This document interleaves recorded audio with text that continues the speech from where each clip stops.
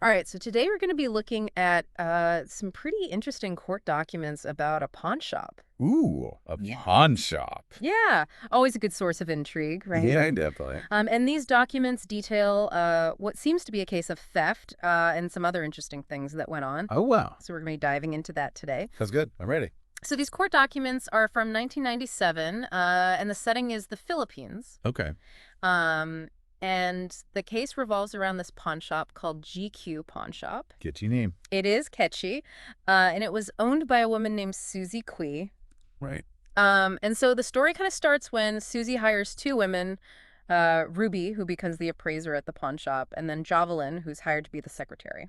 Okay, so we've got our players. Yeah, exactly. We're setting the stage. Right. And you would think, like this is just another day in the life of a pawn shop. But Oh, there's got to be more. yeah, of course there is. Yeah. Because about a year after these women are hired, they're accused of running a scam at the pawn shop.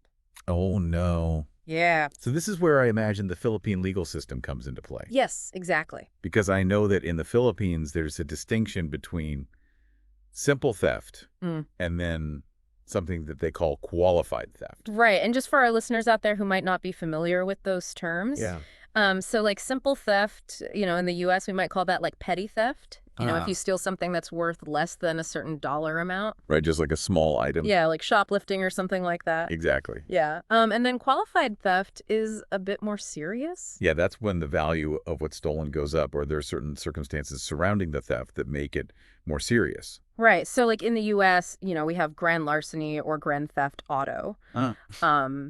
Things that carry with them much harsher penalties. Yeah, exactly. So in this case, the allegation against these two women is that they were systematically replacing genuine jewelry with fakes at the pawn shop. Whoa. So they were working together, it sounds like. Yeah, it seems that way. And they were able to pocket a bunch of cash doing this. Wow. And that qualified theft thing comes into play because they were employees of the pawn shop, right? Exactly. Yeah. So they had this position of trust. Right. And the amount that they're accused of stealing is significant. So both of those factors contribute to it being qualified theft. Okay. So looking at the court documents, Yeah. what kind of evidence did they have against these women? Yeah. So there are a lot of witness testimonies from people who had pawned jewelry with Ruby, Great. who was the appraiser, and then later discovered that the item that they had pawned had been swapped out for a fake. Oh, no, that's awful. Yeah. So you can imagine, you go to pawn maybe like your grandmother's necklace or something. Yeah, family heirloom. Right. And you think Yeah. you're going to get it back, and then you go to retrieve it, and it's been replaced with like a worthless fake. Yeah, how devastating. Yeah. So how did this scheme finally come to light? Well, it seems that it might have gone on for who knows how long. If it weren't for a new appraiser who started working at the pawn shop. Okay. And this new appraiser, they started noticing that a lot of the jewelry that was in the inventory was fake. Oh, so that's what tipped them off. Yeah. And so that led to an investigation and eventually to these charges being filed against Ruby and Jovelyn. Wow, that's so interesting. It makes you wonder about Susie, the pawn shop owner, what was going through her head when all this was happening. Yeah, like was she completely blindsided by this? Right. Did she suspect anything? Or was she complicit? Yeah. All those questions come to mind. Absolutely. So what happened next? Okay, so this is where things get really interesting. Okay. Because both Ruby and Jovelyn, they actually confessed to the crime. Oh, wow.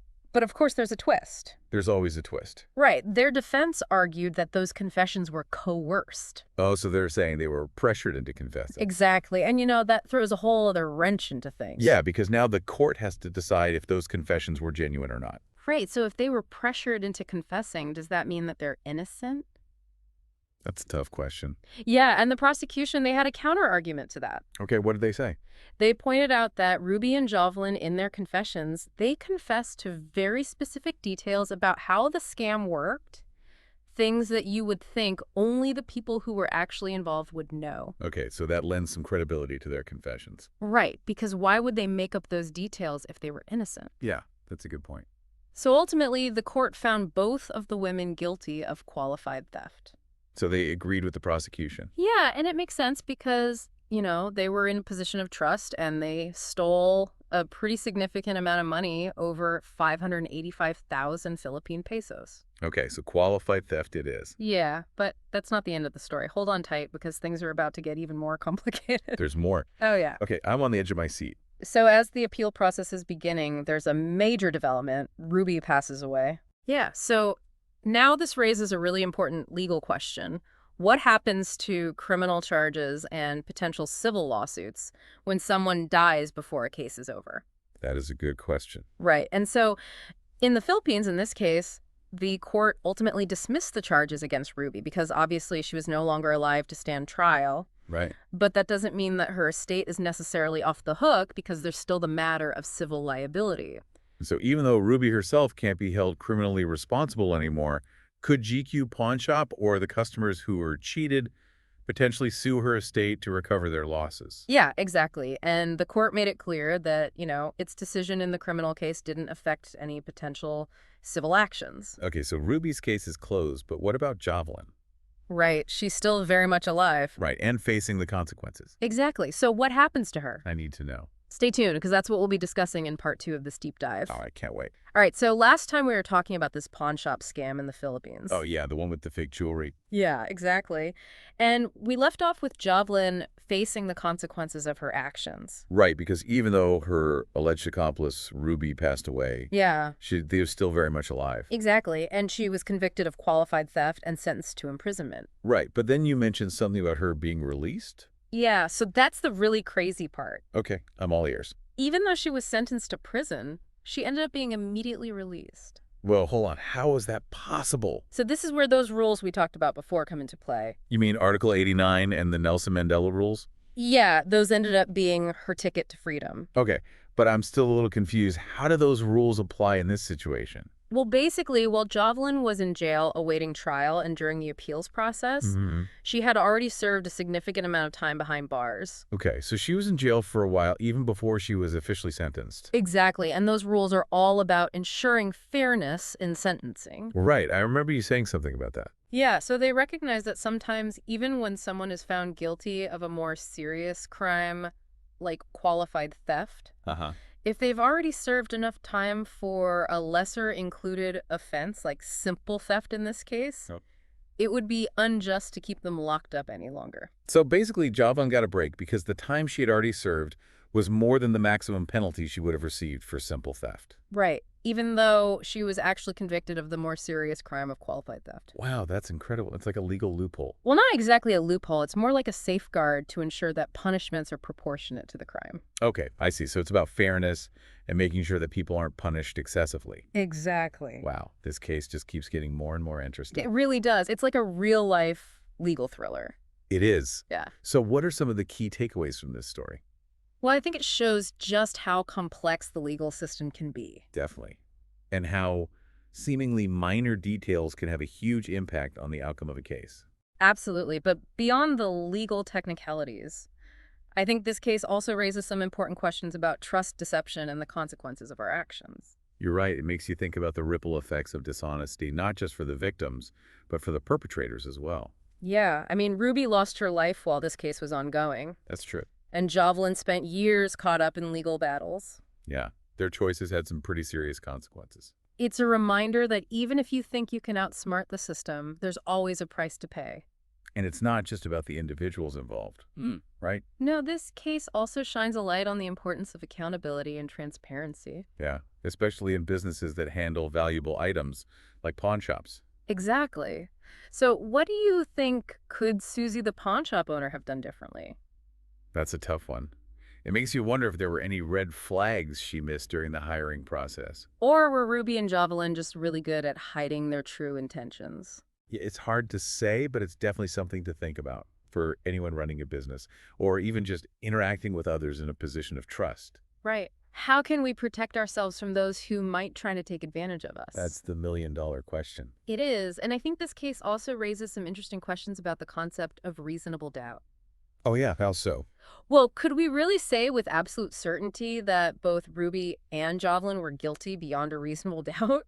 That's a good point, because there's always a chance, however small, that one of them might have been manipulated or coerced into participating. Right, so it's about carefully considering all the evidence and recognizing that there are often gray areas in these situations. Exactly, and sometimes we may never know for sure what truly happened. Yeah, so I think the takeaway here is that the pursuit of justice isn't always about finding definitive answers. It's more about grappling with ambiguity, weighing the evidence, and coming to a conclusion that feels as fair and just as possible. Exactly.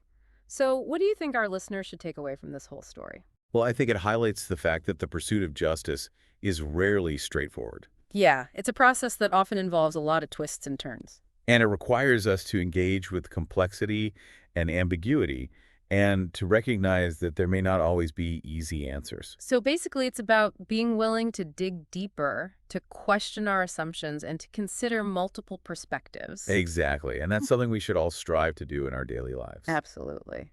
All right, so that's it for part 2 of this deep dive. Wow. I can't believe how much we've uncovered. I know, right? This case really had it all. It did, but I think we've done a pretty good job unpacking it all. I think so, too. Huh? And hopefully our listeners have learned a thing or two about pawn shop scams and the Philippine legal system. Yeah, maybe even about themselves and how they view the world. That's the goal. So until next time, keep questioning, keep exploring, and keep diving deep into the fascinating world around us. And don't forget to check out our social media for more discussions and updates. We love hearing from our listeners, so feel free to reach out and share your thoughts on this case or anything else that's on your mind. All right, until next time. It's wild, right? How a case that seems so simple at first glance Yeah. can actually be so nuanced and complex. Yeah, definitely. And I think that's what makes this pawn shop case so fascinating. Yeah, when we started digging into it, we just thought, oh, this is a straightforward case of theft. Right, just a couple of employees trying to make a quick buck. Yeah, but the more we learned about the legal system in the Philippines and the specific circumstances of this case, Right. the more we realized that it was anything but simple. Yeah, I mean, we had those twists and turns with the confessions and the whole qualified theft versus simple theft thing. And then Ruby's death during the appeals process. Yeah, that definitely threw a wrench into things. It really did, and I think it's a reminder that even seemingly minor details can have huge ripple effects. Absolutely, and it's not just about the legal technicalities either. Right, we also have to think about the ethical implications. Yeah, what does it say about our society when people in positions of trust choose to exploit that trust for personal gain? It's a question we have to grapple with. Yeah, because it erodes the very foundation of our relationships and institutions. Yeah, if we can't trust the people we interact with on a daily basis, then what do we have left? That's a good point. It makes you question everything. But, despite all the negativity surrounding this case, I do think there's a glimmer of hope in there somewhere. Oh, yeah. What's that? Well, the fact that the court recognized the importance of fairness in sentencing. Right. Even though Jovelyn was technically guilty of qualified theft. Yeah, they took into account the time she had already served and decided that it would be unjust to punish her further. Yeah, that's actually really encouraging. It shows that the system is capable of evolving and adapting to ensure that justice is served. Exactly, and it's a reminder that justice isn't just about punishment. Right. It's also about rehabilitation and second chances. Exactly, so even though Ruby and Jovelyn made some bad choices, Yeah, they definitely did. there's still a possibility for them to learn from their mistakes and move forward in a positive direction. Hopefully. So I guess the big question now is, what does all of this mean for our listeners? That's a good question. What are the key takeaways here? Well, I think it's about recognizing the complexity of the world around us and approaching every situation with a critical eye. Yeah, don't just accept things at face value. Question your assumptions, dig deeper, and consider multiple perspectives. And remember that even the most seemingly simple situations can have hidden depths. Absolutely. So the next time you're reading a news article or watching a documentary, or even just listening to a podcast like this one, remember to think critically and don't be afraid to ask questions. That's great advice. Because that's how we learn and grow. It is, and it's how we make the world a better place. So that's it for this deep dive into the world of pawn shop scams. Wow, that was quite a journey. It was, but we made it. We did. And I think our listeners got a lot out of it. Hopefully so. As always, we want to hear your thoughts. Yeah. What resonated with you most about this case? Did you agree with the court's decisions? What would you have done differently if you were in Susie's shoes? Head over to our social media and let us know. We love engaging with our listeners. Yeah, it's one of the best parts of doing this show. So until next time, keep questioning, keep exploring, and keep diving deep into the fascinating world around us. And we'll be right here with you every step of the way.